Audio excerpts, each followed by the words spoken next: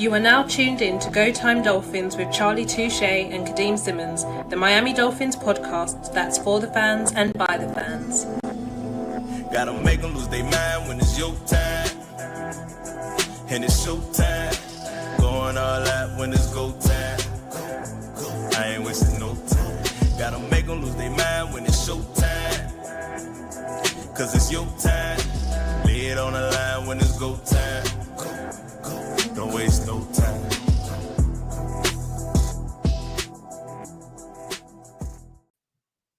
And just like that, we are back. We were away for about a week, a few days, but Go Time Dolphins has returned with some quite big news, but we'll get to the news a bit shortly.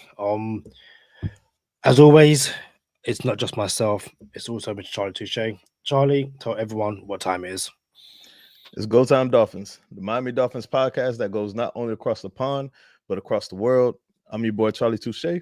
Got my co-host, Kadeem Simmons, with me. It's always for the fans and by the fans. Your favorite podcast, and official affiliates of Fanatics, where you could be a fanatic of your favorite franchise. Kadeem, you said we was going to get into some news, and it sounded like you were about to say a little bit later. I'm like, is that news for a little bit later? You know what I'm saying? I know we got a guess and everything, but I think it's news, no? What news do you think we're talking about? Because there's quite a few things that's happened. All right. So since there's quite a few that's happened, and we're probably going to get to all of them, we should probably bring in the guests. You want to tell everybody who the guest is? Yeah, so if you are a avid Twitter user or you're on YouTube, you would have come across this, in my opinion, really brilliant offensive line coach, amazing film breakdown.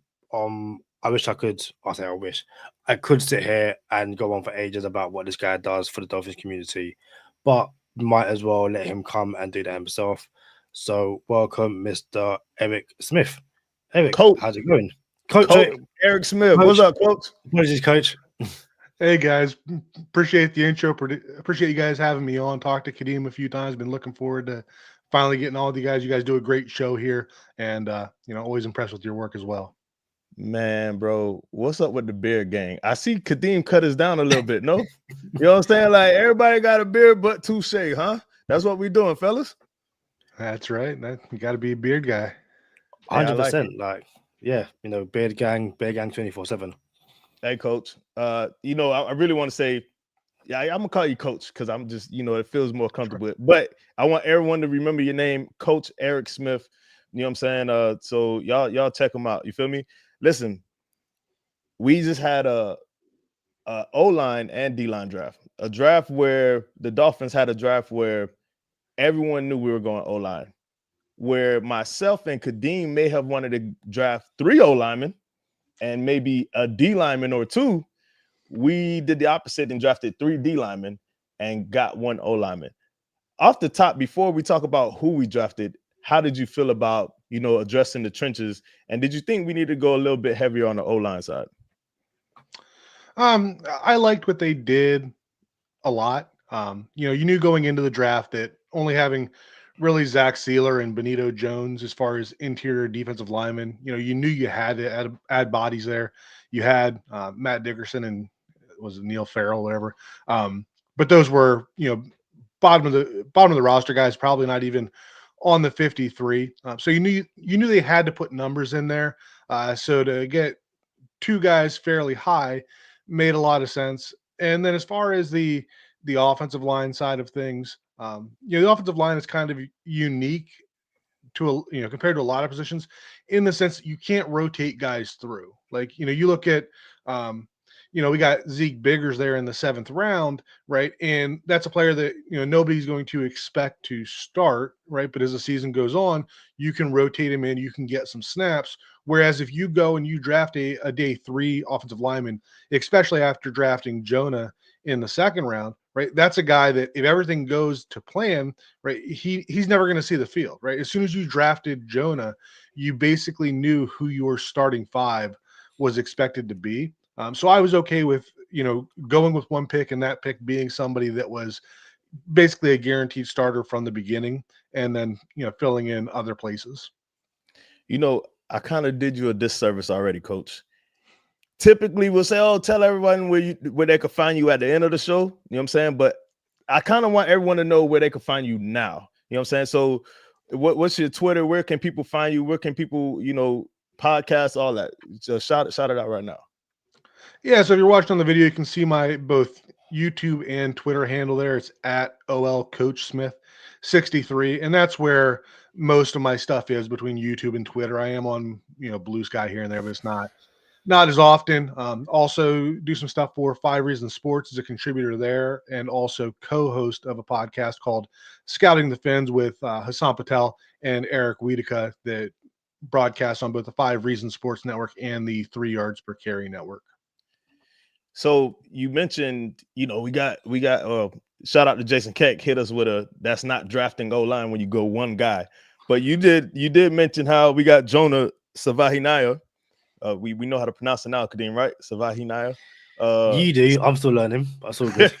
So that's why I go with Jonah. Still working on it. So we drafted Jonah, and you just alluded to it, like, we guaranteed starter. We know we hit on it. We know we're going to work out there.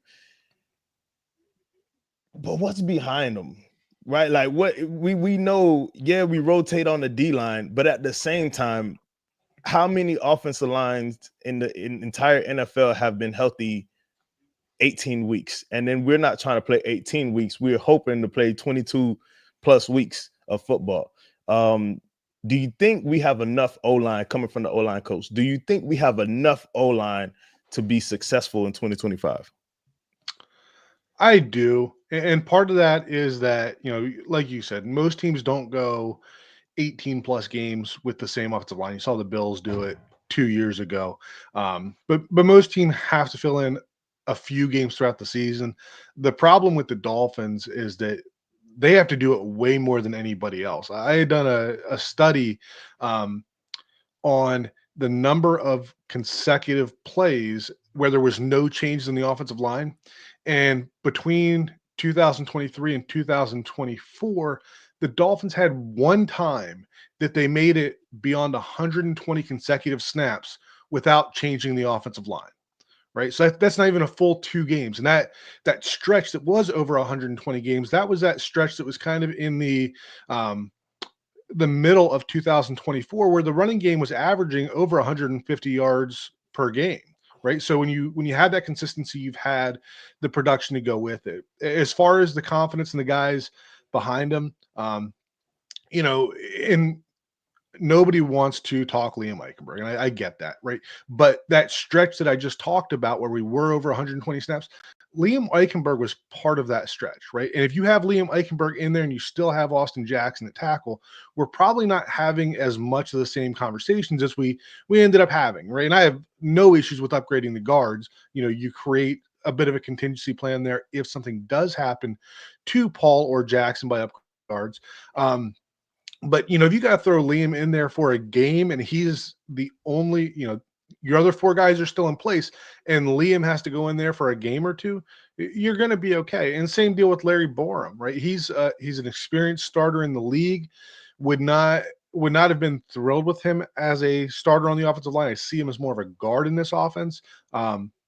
Would not have wanted to go into the season saying, hey, we're going to throw Larry Borum in there at left guard and play 18 games, right? But if something happens that he has to come in and he's got to play a game or 2, right, that's okay. And then you've got, Keon Smith, who showed a lot of upside before getting injured, right? And with the veteran experience of Borum and Eichenberg, if Smith rebounds and gets back into that form that he was showing before the injury, right? That's a really good player as a swing tackle. And then you got Andrew Meyer there as well.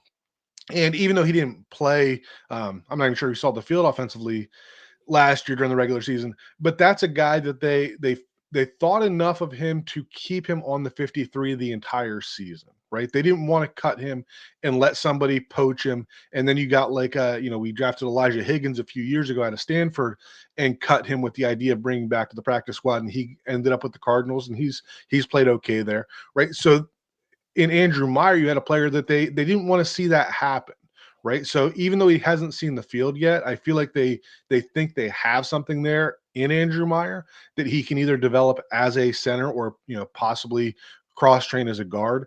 So we're not looking to these backups should not be guys that we can say we're going to start them 18 games and be okay with it. Most teams don't have that. Like most teams don't have backups that you want to see in there for half the season. And that's the way the Dolphins are as well. But again, right, if you can go, if you don't have the inconsistency at left tackle that we had with Teron Armstead in and out of the lineup, you're not missing Austin Jackson for half the year, right? If any one of those 5 guys gets injured and we're talking, 2, 3, 4 games, then I think that you can get by with what you have on the rest of the offensive line. Hey, Kadeem, bro, you got this hat on right now. Looks pretty dope from my vantage point. Can we get it closer to the camera? Can we see what that hat says, bro? What's going on here? Oh, got the Go Time Dolphins cap on. Shout out to Kadeem Simmons. He's sneaking it in there. I like the promo, bro. I like what you got going on, Kadeem. What you got for us, bro? I didn't realize I looked that bald on camera. I don't see myself that often, so that's why the hat always stays on. I appreciate that. You mentioned Jonah and just how, I guess, what have you seen from his tape, his college tape, which does it give you any confidence that he is a day one plug and play starter? Someone who you can rely upon from the get go. What does he excel in? Because again, he was someone who made Touche's 24. A lot of Dolphins fans wanted him in the pre-draft process, but when you kind of only lead the draft with only one guy, you kind of have to hope that guy is amazing, at the very least, very good. So what have you seen from the film breakdown you have done of Jonah? Just how good is he? Where does he excel? Yeah, so another thing that I had looked at was looking back over the Kyle Shanahan offensive line since 2017 with the 49ers and also at the Miami Dolphins offensive lines the past few years. And looking at the types of players that they had across that offensive line, right? And there really wasn't a specific mold that you could find for the tackles. The centers were obviously guys that just had to the centers have to be able to move, right? You don't need a big mauling center. It's got to be somebody that can reach the second level. The guards was where I really found an interesting trend, and that's that your right guard was a little bit of a more athletic guy, a little closer to 300 pounds, maybe not as strong at the point of attack, but a better mover. Whereas your left guard, right? Think about the guards that they've had with the 49ers during the time that Kyle Shanahan's been there, right? They went and they traded for Laken Tomlinson as soon as he got there. When Laken Tomlinson moved on, they drafted Aaron Banks in the second round. And those are both guys that, if you put them in a lineup and you said, pick out the guards that you want for an outside zone scheme, those are not guys that you would pick, right? And that's kind of the way that I see Jonah. Right. And this may be a topic that we get into later, but I see Jonah as the ideal fit at left guard with the way that this offense has been built in the past. I think that he is a player that does very well in terms of short area power, creating movement. But, you heard Aaron Brewer talk about it. I think it was mini camp or, right after the draft there, talking about, likes having the big guards, but they better get out of the way, right? They got to still be able to move. And when you look at how quick Jonah gets off the ball, you see him in open space. He struggles a little bit locating the targets in open space, the way that we would ask our tackles to do when we do the crack toss and we've got, Armstead or Jackson pulling outside, right? So I don't think that Jonah is great in that sense. But when you're talking about being able to be quick enough climbing to a linebacker, I think that's a place that we're going to see him, do a lot better than what we have in last year with the guards that we had. I think he's going to do a lot better there. And I also think that, just in terms of pass blocking, right? As a tackle, he struggled a little bit when he had to get wider, right? His footwork was not as great when he had to take those wide sets and work in space. But when you could see him, where he was in more of a closed formation with a tight end and that defensive end couldn't, just get out there and play in that wide nine.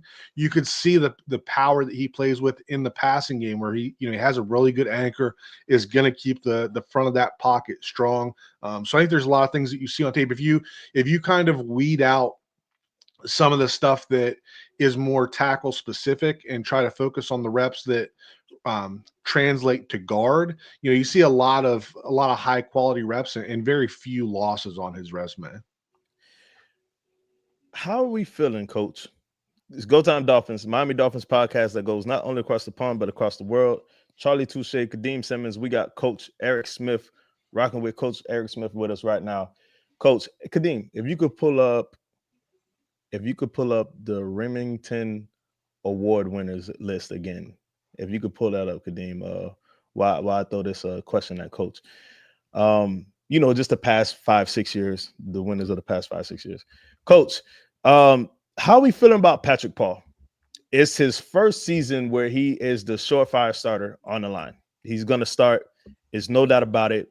Is the jury still out on him? The average football fan, and you could just be a Dolphin fan, and you still might not know what you're really looking at. How do we feel about Patrick Paul being a permanent starter at left tackle, knowing that he was not what Coach Nick Saban said was, he's a developmental player when we drafted him last year. So what does that mean that we drafted him in the second round, but he's starting for us now? Are we comfortable with Patrick Paul? Do we like what we see with Patrick Paul? Are we concerned with Patrick Paul? I have no issues with Patrick Paul. I think that a lot of the uncertainty with Patrick Paul ties back to his PFF grades, right? And they happen to be the most common grades that you can talk about. But they're not a single source of truth by any means. And when you look at the number of snaps that Patrick Paul played last year, if you have a few bad snaps, then it's really going to affect that grade more than, if you expand that over 1,000 reps throughout the season where a starter will play, right? Then those couple of bad snaps don't look nearly as bad. When you talk about developmental player, right? That's why he was a second round pick, right? If you draft a guy in the second round, you hope that he starts, right? But it's not a lock that he's going to start no matter what. So, right. When you draft a guy that is as massive as Patrick Paul is, his footwork for his size is very good. His physical tools are off the charts, right? If you got that guy and he didn't need to develop, you wouldn't have seen him in the second round, right? So, that's the benefit there. And it was tough to see that last year when it felt like we needed guys that could contribute right away.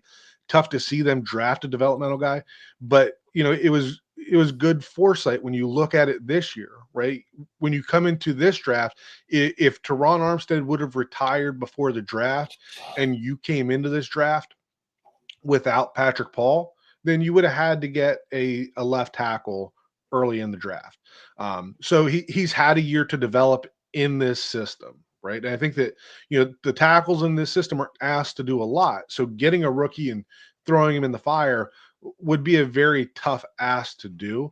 And this is not to say that I'm expecting a Pro Bowl season out of Patrick Paul in 2025, but he showed me enough in 2024 that the stuff that he has to clean up is stuff that's easier to do, right? When you look at some of the other players that struggled in 2024 for the Dolphins, there were physical limitations, right, that were going to always be really tough to overcome unless they mastered the technique.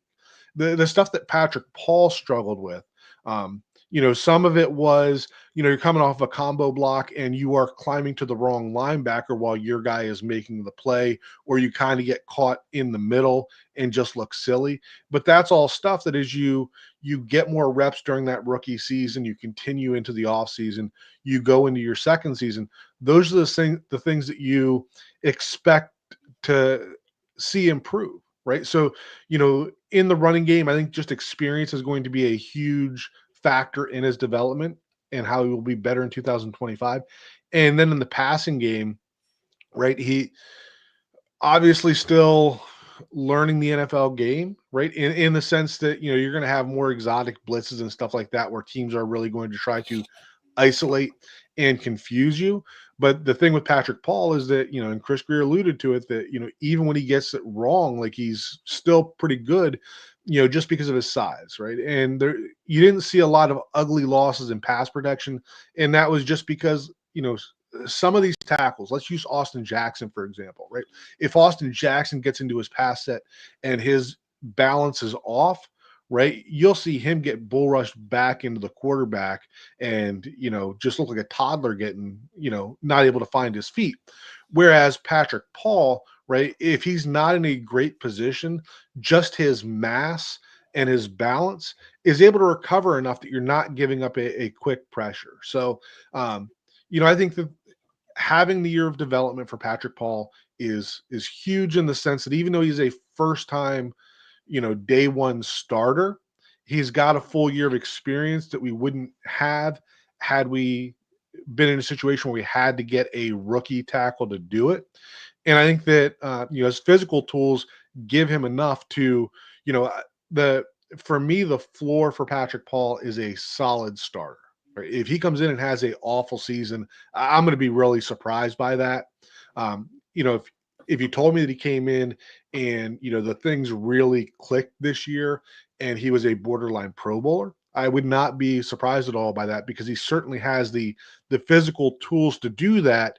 And because of those physical tools, I think the floor for him is a lot higher than a lot of guys that we can talk about, especially when we talk about second round offensive tackles. Yeah, the traits are definitely there, no doubt about it. And again, that's what Coach Saban said at the same time. You could definitely see it. Kadeem, you got something for us before we take our first time out? Yeah, I've got the list of Remington Award winners, which I can bring up very, very quickly. Also, thank you to everyone in the comments as well. It is greatly appreciated. We will try and get through to as many as possible. But like Von Joe said, let's make sure we are hitting that like button. Hey, 5,000 subscribers, Kadeem? I was going to get to it later. 5,000 subs. My bad, bro. Like, I feel like that's a big deal. Like, I feel like we should have started it off with that, man. But I was going to. What you mean you were going to? You could have just did it.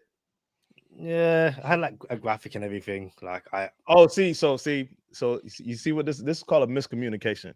This is not getting the play in on time, Coach McDaniel. You know what I'm saying? I'm over here. I'm about to call a play, and then you change the play last second, and then the comms go out. Like, bro, you could have been got that play in and let me know. But I guess we're gonna do 5,000 subs later. But go ahead, Kadeem.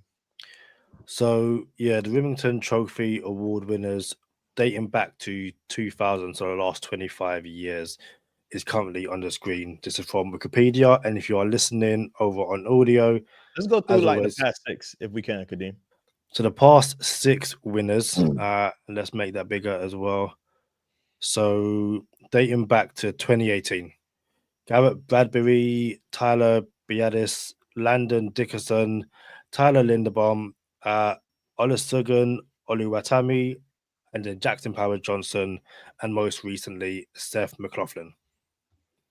Oluwatimi. So Seth McLaughlin, someone we talked up a ton of times in the mock draft process for the Miami Dolphins, but he ended up going undrafted, and the Bengals picked him up. He stayed in Ohio. I would love to have him as a Miami Dolphin. He won the Remington Award, and the Remington Award goes to the most outstanding center of college football. Do you know who the Remington Award finalist was, Kadeem, this year with Seth McLaughlin? I did, and I haven't had much sleep because of Micah, so it's escaped my mind. So apologies. Hey, he threw his son under the bus already, bro. That's your newborn baby. Just tossing the newborn under the bus. We could bring the list down. So the finalists for the Remington Award that Seth McLaughlin won, one of them was Cooper Mays, Miami Dolphins undrafted rookie Cooper Mays. We drafted Cooper Mays in one of our mocks, Kadeem. I thought he would be like a late round pick, like a 6th or 7th round center. not throwing a curveball at you, Coach, but with Aaron Brewer being a center, right? And I don't think we have depth at center right now. We have basically the runner-up to the Remington Award and Cooper Mays. I thought he would get drafted. He didn't. He becomes a UDFA for the Miami Dolphins. Tell us a little bit about the center position that the Miami Dolphins have. We get one injury. What do we do? Liam Eichenberg at center. How do we feel about that? I mean, again, like if that was the only injury that we were overcoming, then I think that it would be okay with Liam Eichenberg, right? Not fantastic, right? Not going to do anything near what Aaron Brewer does, right? But if we have the other four guys and Liam Eichenberg is the only guy in there that is not usually in there, I think you'd be okay. You got Andrew Meyer there as well. Like I said, I think the team is high on him as a center. He only played center for them through the preseason. I don't know if the process has started for him to cross train, which is, a valuable asset for the backups.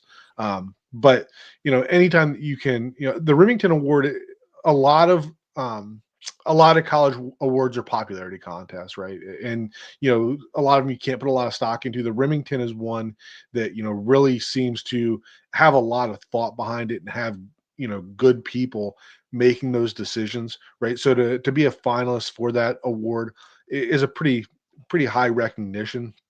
And that's Liam Eichenberg, Andrew Meyer, right?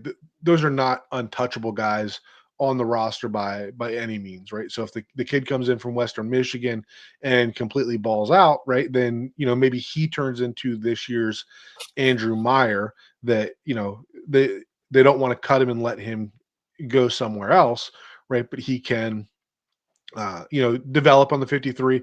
And as good as Aaron Brewer is, right, at some point you're going to have to replace him. And the good teams in the NFL, are able to internally fill those positions, right? And we've talked about with quarterback in the past that you want to keep throwing darts at the board until you find somebody that sticks. And the same thing can be said in the offensive line as well, that you want to keep churning those bottom spots and trying to find those diamonds in the rough, because if you can find the undrafted free agent that in year 2 or 3 can be a starter and doesn't cost you much at all, right? If you can get somebody that is making $1 million a season versus the $8 million that somebody like James Daniels or Aaron Brewer is making, right? That's money you can spend elsewhere, right? So definitely like that, the pickup of the Western Michigan, was it Central, whatever it was, that directional Michigan center. I haven't done a lot of work on him specifically, but like I said, Remington Award is definitely a good recognition to have for him. And that's a battle to keep an eye on in camp. I expect that Aaron Brewer will be the number 1 center in camp.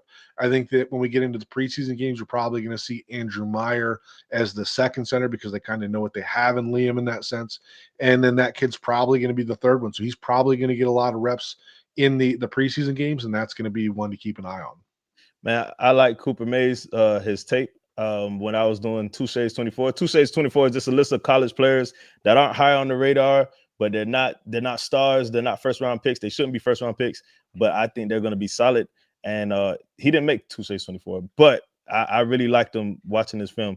Kadeem, we got a timeout that we're going to take. It's the first time we're ever taking a timeout, and we would like to get some sponsors behind it. Like maybe we could say it's the Antonio's Pizza timeout. You know what I'm saying? So, but let's see what this timeout looks like real quick, Kadeem.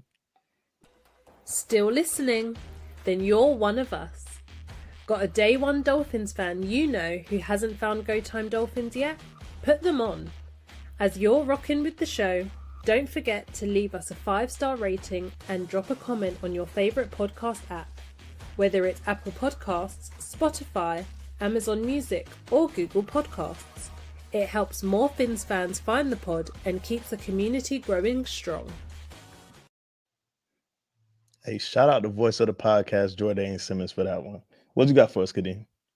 There was a question from Rob Ashton, and then I want to move to other positions that we drafted this year because there's been some kind of discrepancy between the fans and I guess how the media sees the draft class. So Rob Ashton, shout out to Rob. He says, can you get away with playing Patrick Paul and Jonah on the same side of the offensive line? I think so. Like I said earlier, I think there's a very specific vision they have for the left guard versus the right guard. So if I've seen the argument that you put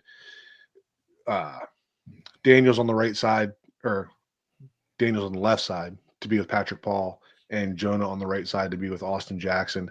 And maybe in some ways that makes sense for the rookie season or second year season for Patrick Paul. But when you look at what you're trying to do long term with the offensive line, right? If I'm right and Jonah is the ideal left guard for what they do in this offense, do you really want to put Jonah on the right side for a season and then flip flop him and put him on the left side? I would say no. And then, in addition to that, right, another thing I've kind of put out there is, a lot of the times when you make those type of moves, it has to do with who you want to be able to give help to, right? And if I asked you today, are you more comfortable? Think about one-on-one pass blocking reps, right? Are you more comfortable with Patrick Paul being able to take on a wide 9 defensive end, or are you more comfortable with Austin Jackson being able to? And I know that for me, right, even though inexperience, all that stuff, if we're going to, let's say offensive line camp and we're doing one-on-one reps, I'm going to put my money on Patrick Paul being better in one-on-one pass rush situations or pass block situations than I would on Austin Jackson. So in that sense, right, I would rather have James Daniels on the right side where I can do a half slide to the right, and you're more zone blocking on the right side of your pass blocking scheme, right? And you have James Daniels able to help Austin Jackson in pass protection. I think the communication, I don't think that's as big of an issue, as a lot of people do. I think that both Patrick Paul and Jonah are very high IQ players that, will put in the work. And there might be some growing pains with that early. But I think that I don't think it's going to be as big of an issue. I think that you're going to have that no matter what. I think that anytime that you add new pieces to the offensive line, we could come into this season and we could have gotten James Daniels at right guard and gone and got Will Hernandez to play left guard.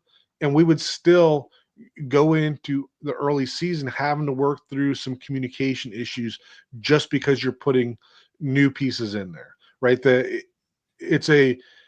continuity is a bigger factor than just the experience in the offensive line, because even two guys on the same team will work a combo block in a different way, right? Maybe the landmarks are a little different. Maybe the calls are a little different, right? When you're, you're combo blocking, you're blocking that first level defender up to the second level defender, where if you're used to a guard that can handle himself, right, you might be a little quicker to climb to the next level, right? Whereas, you then change that piece and then everybody's got to change. If I'm kind of making sense there, right? That the continuity, in my opinion, is a bigger factor than, the veteran communication. So I think that no matter what, you were going to have some growing pains in terms of communication, but I think that was going to happen regardless of what side the guards play on. But I think the long-term continuity, like I said, in my opinion, and, we'll see how it plays out. I know that Jonah said that he was more comfortable on the right side, but when McDaniel was asked about it, he was pretty non-committal on that answer. So it's definitely going to be one of those things that are interesting to keep an eye on. But me personally, I do not have an opinion or have a issue with Jonah and Patrick Paul being on the left side of the line together. And I think that is the best combination for the long-term vision of this offensive line. For my dollar, if I was in London where Kadeem is, for my pound, I would not want that. I would not want Savaiinaea on the same side as Patrick Paul, only because I'm not sure about Patrick Paul. And this is, I think, Rob's question. So to answer your question, Rob, I would prefer to see Jonah on the right side where he's comfortable. I think in the draft process before we drafted him, he did say he would prefer right guard, but then said all the right things like, "Oh, I'll play anything for the team." You know, he said what he had to say. Yep. He played left tackle before, right? But we don't want to see Jonah at left tackle. So I would prefer he plays right guard and Daniels and Patrick Paul on the left side. And I got a gang of questions for you, but we're running low on time. And I know Kadeem said you wanted to get to a couple other positions, but since we have an O-line coach, real quick, Kadeem, since we have an O-line coach on the show, can you give us some insight and can you educate us on what a play call in a huddle sounds like and for the O-lineman, what they're listening for as far as protection? Like, what does the protection in the play call sound like? And what if I'm an O-lineman, which I'm not, I'm about $155.5. You know what I'm saying? So I'm not an O-lineman, but if I'm in the O-line in the huddle and I'm O-lineman, what am I listening to for the play call? And what does the play call tell me as an O-lineman? Like, I'm sure it says protection and stuff like that. Yeah, I mean, so that's going to really vary based on the level that you're playing at. You know, when we talk about looking at the high school stuff that we do where I coach, it's obviously a lot more basic than what you will have at the college or the NFL level. And some of it depends on the players that you have, right? Last year, for example, we had a very inexperienced quarterback, right? So we would, you know, kind of bake some of that stuff into the play calls that we would send in, trying to give him some assistance as to where the protection was going. The season before, we had a very experienced quarterback. We were able to throw the ball around a little more the year before, and we kind of left it up to him, you know, where he wanted that protection. I think you see obviously more of that in the NFL, that whether it is the center or the quarterback or a combination of the two. You know, we're talking about pass blocking. A lot of that gets determined at the line of scrimmage, right? You'll hear a Ron Calling out or the a mic. Lucy. We calling out the mic. Yeah, We calling out the mic. so the mic, you know, can kind of determine, depending on where the call is, who's responsible for what, right? Let's say that you come up to the line of scrimmage and you call out the mic and he's kind of to the left side. Then if you go with, you know, we've used the terms Lucy for a half slide to the left and Ricky for a half slide to the right. So, you know, if you're going Lucy and your mic is to your left side, right, then he becomes part of that 3-man slide protection where the center, the left guard, left tackle, right, they're responsible for the defensive tackle, defensive end, and that linebacker to that side. And then the side opposite of the slide, right? So if we're in a slide left protection, then your right guard, right tackle are in a more of a man protection. I mean, obviously you have stunts that can change stuff, but then your, you know, obviously be easier with a whiteboard. But if you're in a slide left, your right guard would have the defensive tackle to the right side. Your right tackle would have the defensive end to that side. And then the linebacker to that side would either be, you know, the running back's accountability, depending on how the protection was set, or that may just be somebody that is hot, right? There's certainly, I think people fail to understand that sometimes, that there are absolutely scenarios where a defender is not accounted for in the blocking scheme, right? And the quarterback has to be aware when that happens. And the good offenses, the experienced quarterbacks will understand what the contingency plans are, right? You see the best teams in the league that, you know, if you have a cornerback blitz, for example, right, that's almost never part of your protection call, right? So that's a hot call. And the best teams in the league, you'll see that wide receiver just abandon whatever route he had and just turn around ready to go, and the quarterback's going to throw it there, right? You're trying to attack where a defense is blitzing. So I mean, I guess the short answer for your question is a lot of it is based on odd versus even fronts. If you have 5 guys up front, right? So an odd front, a lot of the times you're just going to see, what they call a 5-0 protection, where your 5 offensive linemen are responsible for the 5 defensive linemen, or the 5 guys on the line of scrimmage there. Whereas when you get into the even fronts, you see more of the half slide protections, but a lot of times you don't make those declarations until you get up to the line of scrimmage. And there's a million different combinations to it. If you look through, there's some copies of the Dolphins playbook that are out there, and if you look through that, there are literally pages of different variations of those calls, right? And those variations will tell you, whether the left side of the line, for example, is responsible for the first 2 guys on the line of scrimmage, right? Or are they responsible for the first 2 guys closest to the midline, for example? So I don't know. There's not. I guess there's not a short answer to it, other than to say that there are a million different combinations, but your most popular ones are going to be a 5-0 type protection, or your half slide, or left or right protections, and a lot of that is determined when you get to the line of scrimmage and seeing how the defense is aligned. Not gonna lie, Coach, I got a Dolphins playbook, Miami Dolphins playbook. I got to run around here somewhere. I can't. It's not in my range, my reach, but it's the actual playbook from a few years ago. We're not gonna say what coaching regime, but I got my hands on it. You know what I'm saying? You want to get into overtime right now, Kadeem, or we got a little bit more time on this side of it? Before we get into overtime, we had the miscommunication earlier, but you know what we're like. We always get to it eventually. So yesterday, yes, it was yesterday. We finally reached 5,000 subs over here on YouTube, and not only that did we reach 500 subs. They've changed it. How to change things, don't they? They're not going to change things. But not only did we reach 5,000 subs, we also reached 900,000 views. So an amazing weekend for Go Time Dolphins, but something that we, just wouldn't have done without every single one of you. Whether you've watched us once, or you've watched us, 500 times on YouTube. When Charlie and I started, not just the audio, but the YouTube version, I don't think either of us really, truly imagined us getting to 5,000 subs. So, as you can see, achieved May 11th, 2025, 5,000 subscribers.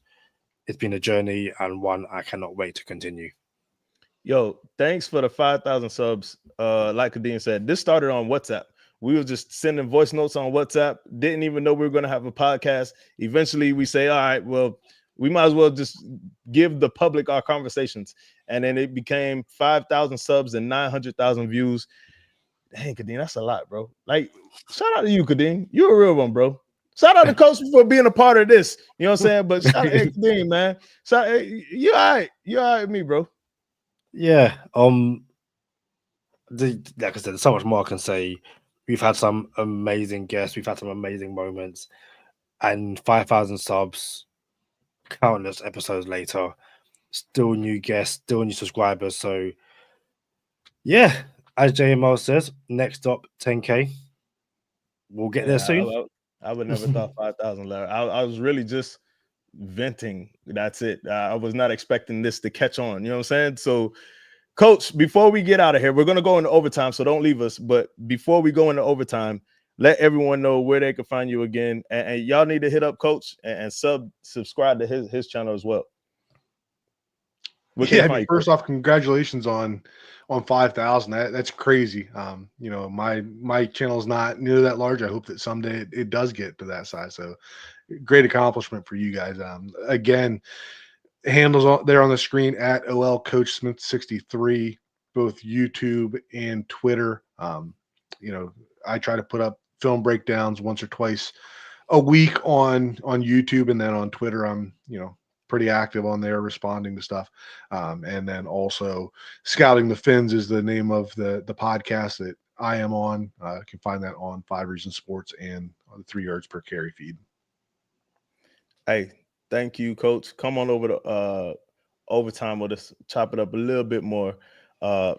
Thanks again for everybody. 5,000 subs, 900,000 views. countless guests, countless years. It's just everyone's along for the ride. I'm just here for it, bro. It has. I can't even. I don't know. 3 trips to London to see Kadeem in person. You know what I'm saying? Kadeem's gonna come back to Florida. We got you know what?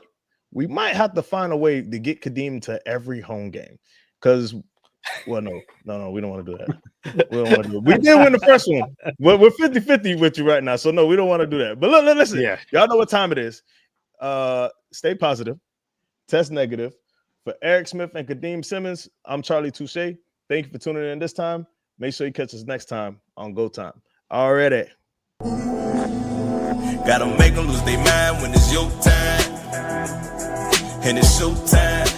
Going all out when it's go time. I ain't wasting no time. Gotta make them lose their mind when it's show time.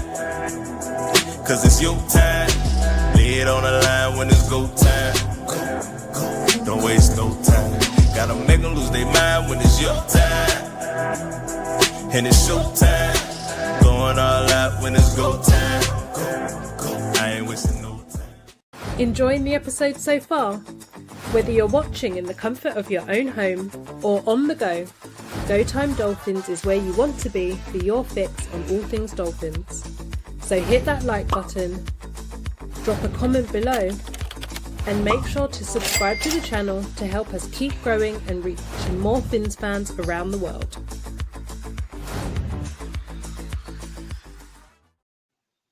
Kadeem, I'm not gonna lie, bro. Now that we got like these little clips, I might have to not get caught wearing the same stuff. Like, cause you know, it's like you know what I'm saying? Like, I gotta be careful nowadays, bro. Like, that's crazy. 100%.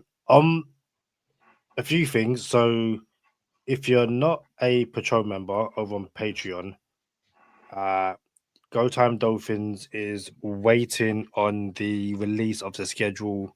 Everyone gets it Wednesday. That's when everyone finds out. Go Time Dolphins should get it on Tuesday.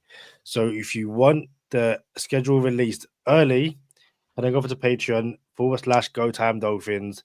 The moment we get that, we will pass it on to you guys. So I'm just saying, shameless plug. Shout out to Rob Ashton. He says, please bring Coach back again. Please need him to teach some more, adds to the appreciation of the game. And there was a quick comment. I spoke briefly about the rest of the draft class. So Cliff D says Fox Sports gave Fins a D+, which is the worst grade of all teams. USA Today also gave the Fins the lowest score.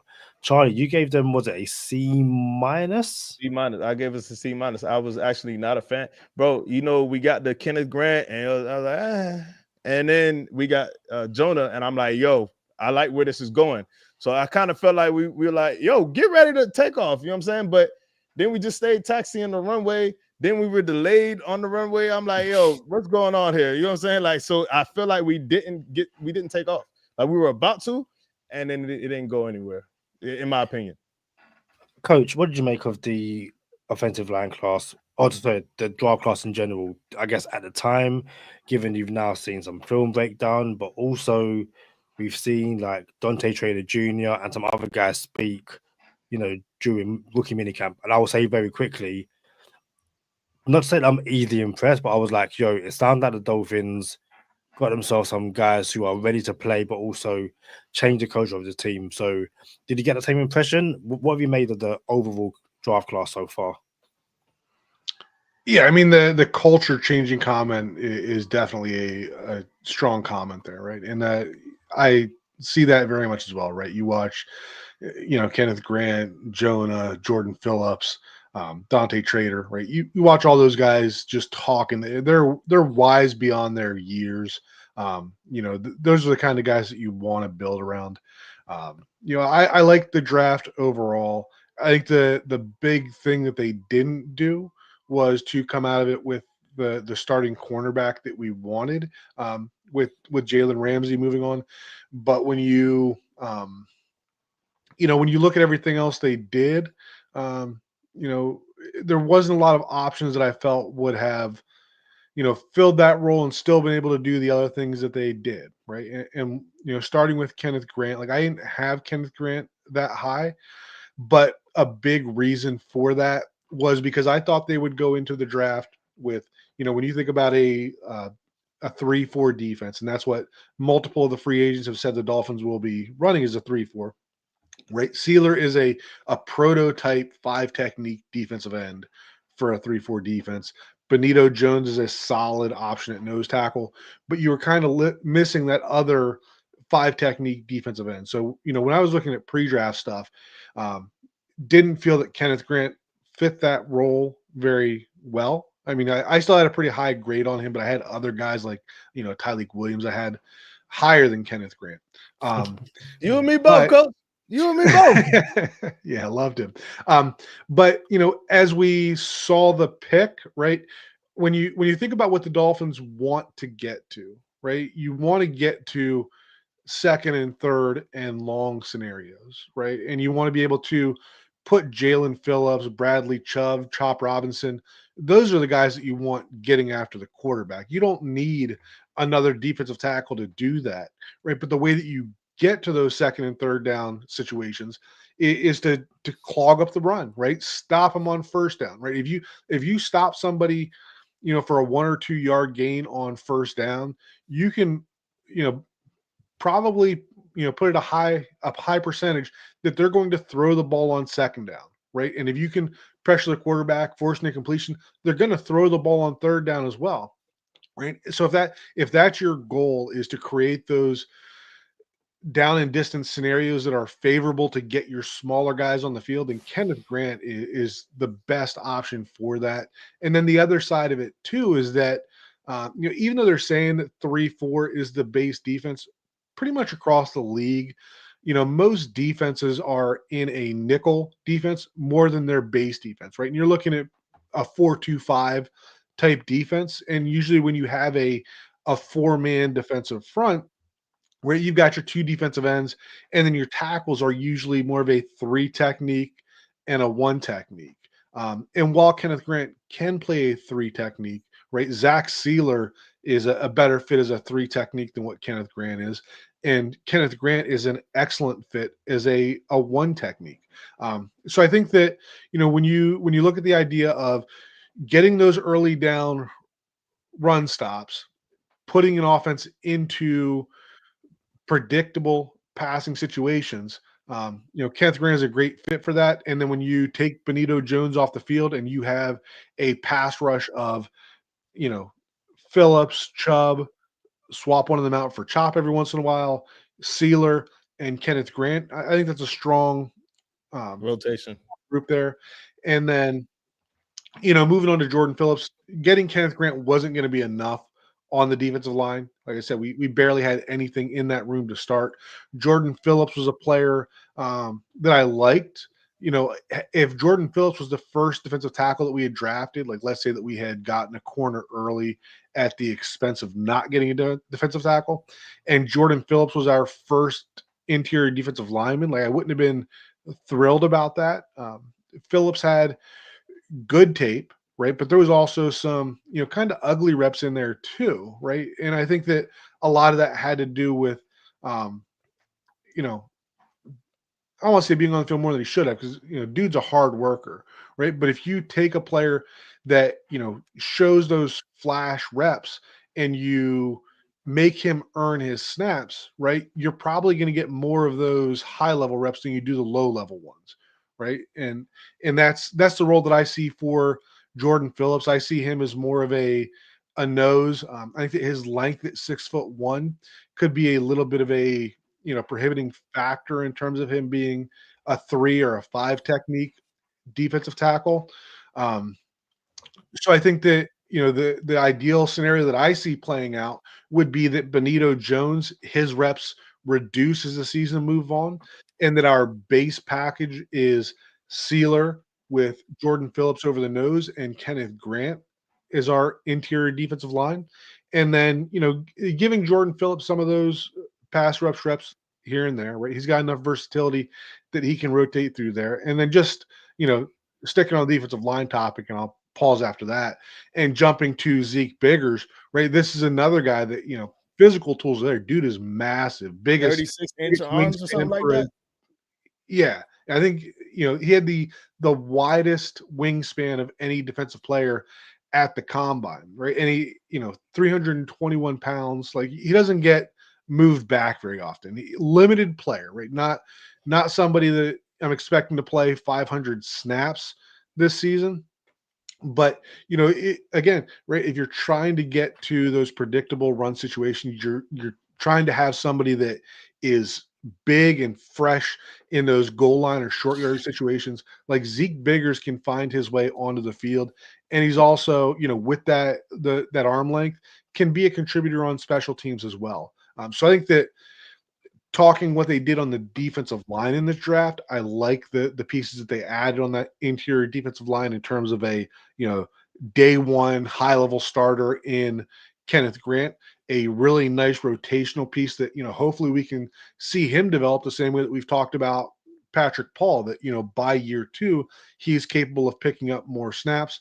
And then just kind of a, when you're drafting somebody in the 7th round like Zeke Biggers, any snaps that he can get on the field as a rookie, you can just consider that a massive win there. So I like what they did on the defensive line in the draft. Yeah, so I'm all for that. We agree on Tyleik Williams being better than Kenneth Grant, in my opinion. I was just of the belief that O-line was more important than D-line today. Well, the day before the draft. And it's still, in my opinion, more important today. So we actually had a mock draft. We had 5 mocks, Coach. And one of I think maybe it was the last mock where we were like, hey, listen, if all else fails, we don't get Mimbu, Will Campbell doesn't fall, we don't get Matthew Golden, the receiver that I liked. All else fails, Kadeem, what do we do at 13? Can't trade back, no nothing. We have to take a player. That's when we took Kenneth Grant. We were like, well, I guess we'll take Kenneth Grant here. We were begrudgingly taking Kenneth Grant. But we preferred to reach for Gray Zabel. You know what I'm saying? Like, yo, let's just go for Gray Zabel because it surefies the O-line. In my opinion, if we would have just took Gray Zabel and Jonah Savaiinaea, you would not have heard a peep from me. That grade would have went from C- to B, solid B. And I'm like, yo, I'm happy. I see what we did. I understand we neglected the D-line, but we can still go 2-3 D linemen later in the draft. It was a deep D-line draft. I would have been happy with Omar Norman Lott. He's not a run specialist, but he's a pass. Like we rushing after Josh Allen. Don't forget, you know what I'm saying? So I would have been happy there. I know we're on the time clock, Coach. We on the play clock, so I don't want to hold you up too much. We got some schedule news, Kadeem? Yes, sorry, I blanked out there. So it is via Go Time Dolphins sources. That's what we do, Go Time Dolphins sources. The Dolphins will be playing Week 11 in Madrid. We all know we're going to Madrid. We didn't know when. Week 11, November 16th. I bought my ticket already. My flight ticket, my hotel ticket. I booked it already. From the moment I got that message, Go Time Dolphins source, done, perfect. And then one of the biggest Spanish newspapers, Marca, they said it is the Washington Commanders. So we'll find out officially the opponent on Tuesday, and I guess the week. But yeah, Go Time Dolphins sources have confirmed that is Week 11, November 16th, Miami Dolphins in Madrid. So what can I say? I'm booked. I'm ready. I need to get my ticket now, and I was never going to miss it ever. So yeah. Vámonos, España. That's all I got. No anymore. Yeah, I knew you had more. I'm working on it. I know. Was it? I done Spanish like 13 years. 13 years? 23 years. What's 13 in Spanish, Kadeem? I have no idea. I don't know. I don't know. Coach, I see the Will's Sherman, Coach. You got yeah, I mean, I'm going back to like middle school when I took like a year of Spanish. And I can get up to 10, but I can't tell you past that. Yeah, that's crazy. King say 15, ain't it? 16? 15. It's 15. King say. Oh, no, I have not. Yeah. We out of here. I have no idea. YouTube, OL Coach Smith 63. Latest video is on Zeke Biggers film review. I believe you have every single rookie as well. Yep. Zeke Biggers was the last one, went in order and just finished them up. Probably going to do a couple of the undrafted free agents. Not sure if I'll do all of them. I'm thinking that I'm going to do at least the 3 offensive linemen that they have. I guess I know what my next few days and weeks are going to look like. Cannot wait to see those drop. If you haven't already, go follow him on YouTube, go follow him on Twitter. And once again, thank you to all 5,000 of our subscribers. It's been an amazing journey, and we cannot wait to continue that journey with you. So until the next time, we shall see you then. Peace.